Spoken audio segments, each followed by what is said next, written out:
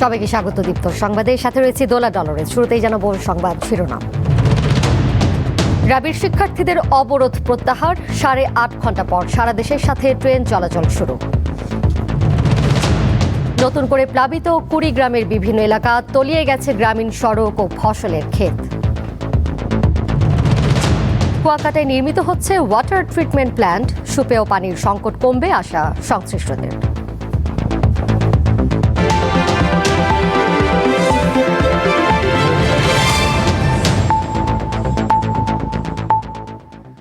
দীর্ঘ 8.5 ঘন্টা বন্ধ থাকার পর রাজশাহীর সঙ্গে সারা দেশের ট্রেন চলাচল শুরু হয়েছে।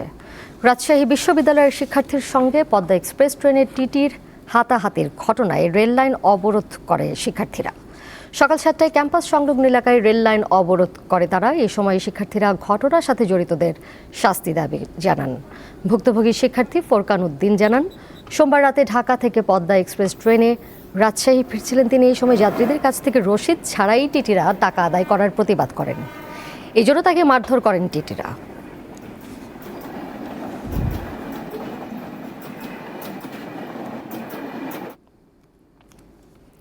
বৃষ্টি ও উজানের পানিতে কুড়িগ্রামের ধরলা, তিস্তা, ব্রহ্মপুত্র, দুধকুমার নদের পানি সমতলে বৃদ্ধি পাচ্ছে। নতুন করে প্লাবিত হয়েছে নদী তীরবর্তী চর ও নিম্নাঞ্চল। তলিয়ে গেছে গ্রামীণ সড়ক, বীজতলা, পাট ও মৌসুমি ফসলের ক্ষেত। সকাল 6টায় কুড়িগ্রাম পয়েন্টে ধরলা নদীর পানি বৃদ্ধি পেয়ে বিপদসীমার 54 সেন্টিমিটার, শিমুলবাড়ি পয়েন্টে 56 সেন্টিমিটার, কাউনিয়া পয়েন্টে তিস্তা নদীর পানি 36 সেন্টিমিটার এবং পাটেশ্বর পয়েন্টে দুধকুমারের পানি 14 সেন্টিমিটার নিচ দিয়ে প্রবাহিত হচ্ছে। এদিকে গত 24 ঘন্টায় গাইবান্ধার তিস্তা নদীর পানি 5 সেন্টিমিটার বৃদ্ধি পেয়েছে, যা বিপদসীমার 36 সেন্টিমিটার নিচ দিয়ে প্রবাহিত হচ্ছে। এছাড়া করতোয়া ও ঘাঘট নদীর পানি বাড়ছে। পানি বৃদ্ধির ফলে নিচু এলাকাগুলো নতুন করে প্লাবিত হওয়ার পাশাপাশি দেখা দিয়েছে তীব্র নদী ভাঙন। নওগাঁর প্রধান দুটি নদী আত্রাই ও ছোট যমুনার পানিও বাড়তে শুরু করেছে। পর্যটন কেন্দ্র কুয়াকাটায় নিরাপদ পানি, ড্রেনেজ ও বর্জ্য ব্যবস্থাপনার উন্নয়নে 48 কোটি টাকা ব্যয়ে নির্মিত হচ্ছে ওয়াটার ট্রিটমেন্ট প্ল্যান্ট।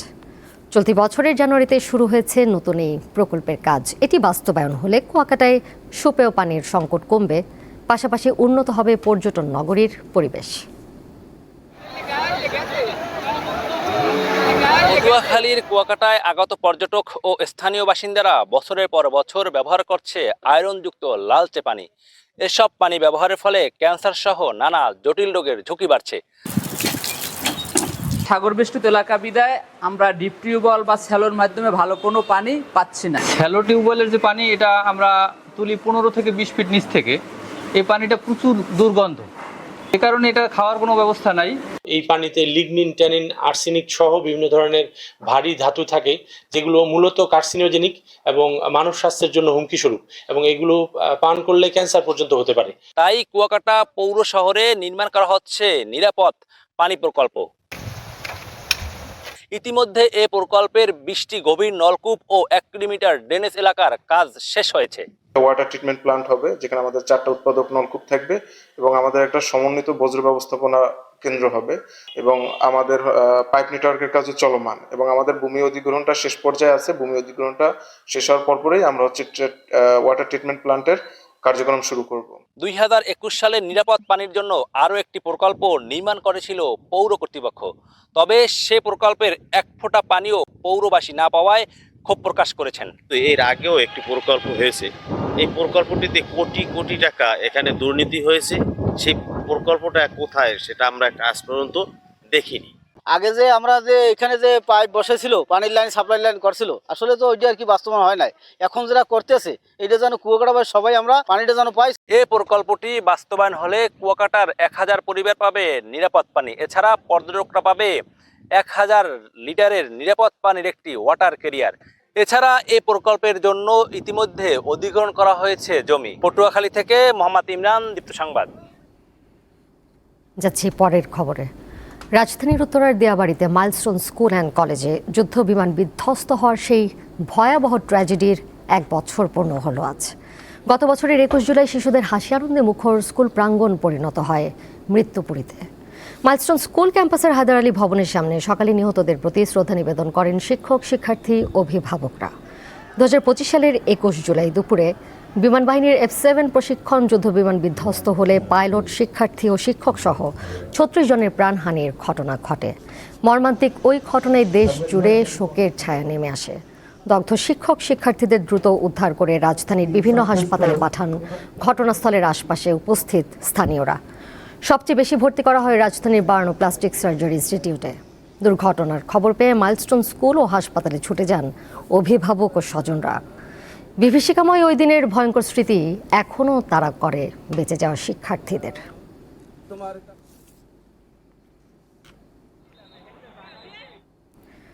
বগুড়া ও মাগুরায় পানিতে ডুবে 5 শিশুর মর্মান্তিক মৃত্যু হয়েছে। বগুড়ায় পুকুরের পানিতে ডুবে ভাই বোন সহ 3 শিশুর মৃত্যু হয়েছে। মঙ্গলবার দুপুরে কাহালু উপজেলার ভালতা গ্রামে এই ঘটনা ঘটে। স্থানীয়রা জানায় 3 শিশুকে খুঁজে পাওয়া যাচ্ছিল না। হঠাৎ শিশু জাকিরুলকে পানিতে ভাসতে দেখে তাকে হাসপাতালে নেওয়া হয়। চিকিৎসকরা তাকে মৃত ঘোষণা করে। পরে শিশু তানজিদ ও ফাতেমা সুরাইয়ার মরদেহ পুকুর থেকে উদ্ধার করা হয়। এদিকে সকালে মাগুরার মোহাম্মদপুর উপজেলার মৌসা গ্রামে চাচাতো ভাই বোন রাইসা ও রাবিয়ার নিথর দেহ বাড়ির পাশের একটি পুকুর থেকে ভাসমান অবস্থায় উদ্ধার করা হয়। পরে তাদের উপজেলা স্বাস্থ্য কমপ্লেক্সে নিয়ে গেলে মৃত ঘোষণা করেন চিকিৎসক।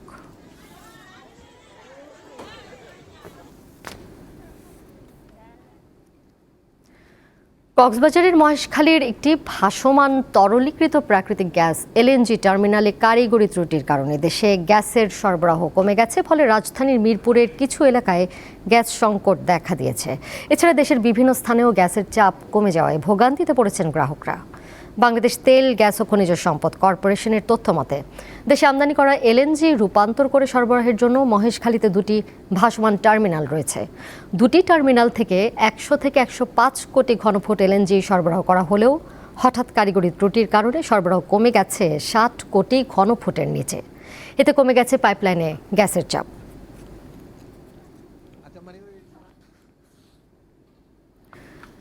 রাজধানীতে বৃষ্টি হলেই বিভিন্ন সড়ক ও ফুটপাতে নোংরা পানিতে তৈরি হয় জলাবদ্ধতা। এতে একদিকে পানিতে ভিজে নষ্ট হচ্ছে হকারদের বিক্রির পণ্য, অন্যদিকে ক্রেতা সংকটে বেচাকেনাও নেমে আসে শূন্যের কোঠায়। জলাবদ্ধতার এই চক্রে পড়ে চরম লোকসানের মুখে ক্ষুদ্র ব্যবসায়ীরা। বৃষ্টি হলেই রাজধানীর বিভিন্ন এলাকায় জমে যায় পানি, তার ফলে সৃষ্টি হয় জলাবদ্ধতা। এর ফলে সবচেয়ে বড় ধাক্কাটি খান রাজধানীর হকাররা। অল্পতেই তাদের পণ্য ভিজে যায়, ফলে মুখোমুখি হতে হয় লোকসানের। বৃষ্টির দিনে কেমন হয় বেচাকেনা, এমন প্রশ্নের উত্তর খুবই সংক্ষেপ, শূন্যের কোঠায়। ব্যবসায়ীরা জানান, জলমগ্ন রাস্তায় যেখানে ক্রেতা সাধারণত ফুটপাতে দাঁড়ানোরই সুযোগ পান না, সেখানে তারা কেনাকাটা করবেন কিভাবে? বৃষ্টির সময় তো এখানে হয়ই না, এটা বাইরের সাইড না, এটা তোমার রাস্তা, মেন রাস্তা। নর্মালি একটু বৃষ্টি হলে এখানে ড্রাইভার দোকানদারি তো অবস্থা শেষ। মনে করেন যেদিন বৃষ্টি হবে ওদিন আমাদের দোকানদারি নাই। 2 লাখ টাকার মাল বেচছে, এটি উড়াতে যাবে 2-3 বছর। শুধু ব্যবসায়ীরা ক্ষতিগ্রস্ত হন তা নয়, দৈনিক বেতনে দোকানে কাজ করা শ্রমিকদেরও পড়তে হয় বিপাকে। বৃষ্টিতে বন্ধ থাকে তাদের মজুরি। একটু বৃষ্টি হলে মোটামুটি আধা ঘন্টা প্লাস যদি বৃষ্টি হয় তাহলে এখানে পানি জমে যায়, তখন আর আমাদের দোকান খোলা বা দোকানদারি করার সম্ভব হয় না। আমাদের বেতন মনে করেন যে আমাদের দৈনিকের বেতন দৈনিক দেয়, যদি আমরা দোকান না খুলতে পারি আমাদের মালিক আমাদের বেতন দিতে পারে না। সব দিক দিয়ে লস, আমাদের দোকানপাট খুলতে পারি না, না খুলতে পারলে হাজিরা পাবো। শুধু হকাররা নয়, রাজধানীর বিভিন্ন অলিগলিতে থাকা ছোটখাটো দোকানিরাও এই বৃষ্টিতে সৃষ্ট জলাবদ্ধতার ফলে ভোগান্তিতে পড়ছেন এবং ক্ষতির সম্মুখীন হচ্ছেন। একটু বৃষ্টি হলে এই মহলায় পানি ওঠে, মানে পানি ওঠে অনেকদিন যাবত। হ্যাঁ, আর এই বৃষ্টির কারণে দোকান বন্ধ ছিল 3 দিন।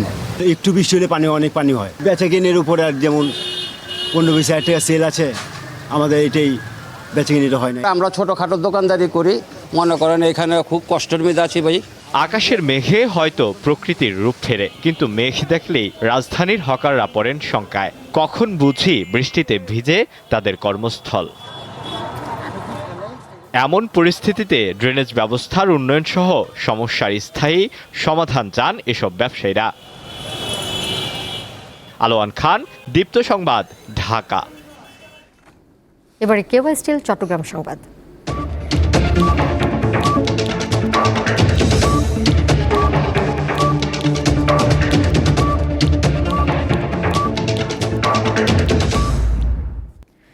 আগামী 25 জুলাই থেকে চট্টগ্রাম জেলার সকল সরকারি দপ্তরসমূহে শুরু হবে পরিষ্কার পরিচ্ছন্নতা অভিযান। দুপুরে সার্কিট হাউসে সংক্রান্ত প্রস্তুতিমূলক সভায় সিটি মেয়র বলেন, চট্টগ্রাম নগরীতে প্রতিদিন ৩,২০০ মেট্রিক টন ময়লা উৎপাদন হয়। যত্রতত্র ময়লা আবর্জনা অপচনশীল বর্জ্য ফেলার কারণে ১,০০০ মেট্রিক টন ময়লা সংগ্রহ করা সম্ভব হচ্ছে না।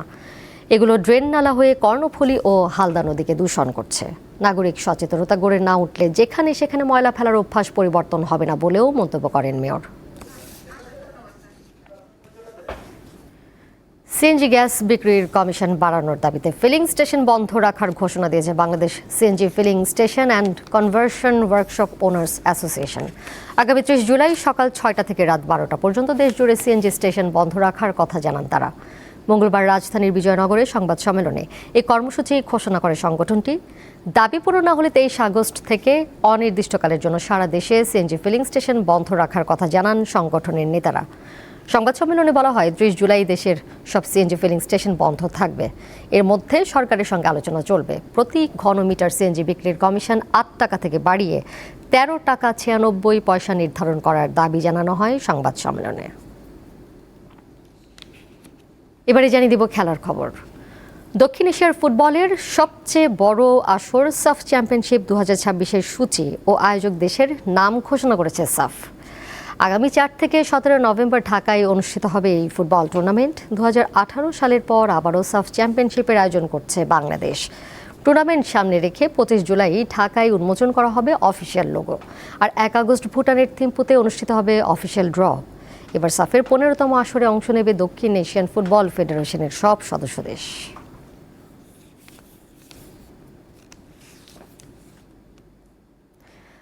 আগামী মাসে বাংলাদেশের বিপক্ষে ২ ম্যাচের টেস্ট সিরিজের জন্য ১৩ সদস্যের দল ঘোষণা করেছে অস্ট্রেলিয়া। দলে ফিরেছেন অধিনায়ক প্যাট কামিন্স, জশ হ্যাজেলউড ও নাথান লায়ন। সর্বশেষ অ্যাশেজে চোটের কারণে এই ৩ অভিজ্ঞ বোলার নিয়মিত খেলতে পারেননি। কামিন্স ও হ্যাজেলউডের পেস বোলিং বিভাগে আরও আছেন মিচেল স্টার্ক ও স্কট বোল্যান্ড। টপ অর্ডারে কোনো পরিবর্তন আনেনি অস্ট্রেলিয়া।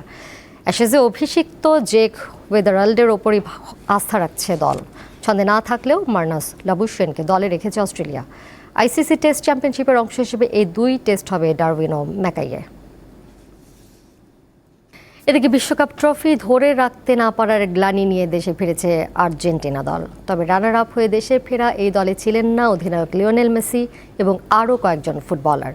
সোমবার বুয়েনোস আয়ারেসের এজেইরা আন্তর্জাতিক বিমানবন্দরে অবতরণ করে আর্জেন্টিনা দল।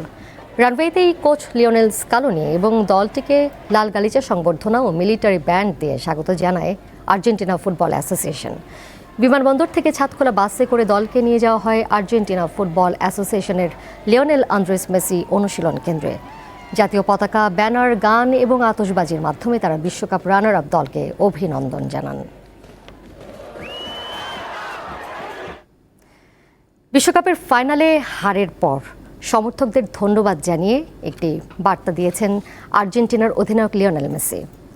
সামাজিক যোগাযোগ মাধ্যমে একটি ছবি শেয়ার করেছেন আর্জেন্টাইন ফুটবল জাদুকর। ক্যাপশনে মেসি লেখেন, কষ্টটা অনেক বেশি এবং তার এই ক্ষত শুকাতে সময় লাগবে, তবে তিনি সব ভালো মুহূর্তগুলোকেও সঙ্গে রাখবেন। মাঠের লড়াইয়ে নিজেদের সবটুকু উজাড় করে দিয়ে খেলা সেই ম্যাচগুলো চিরকাল স্মৃতিতে থেকে যাবে। ৩৯ বছর বয়সী এই মহাতারকা ফলাফলের চেয়ে দলগত যাত্রাপথকে বেশি প্রাধান্য দিয়েছেন।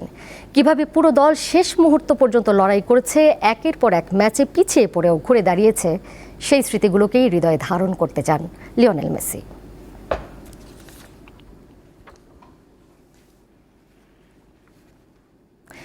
এর সাথে শেষ করব দীপ্ত সংবাদ। যাবার আগে শিরোনামগুলো জানিয়ে দিব আরও একবার।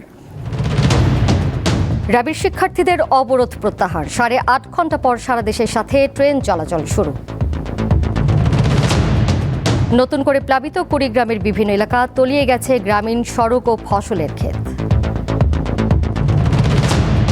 কুয়াকাটায় নির্মিত হচ্ছে ওয়াটার ট্রিটমেন্ট প্ল্যান্ট, সুপেয় পানির সংকট কমবে আশা সংশ্লিষ্টদের।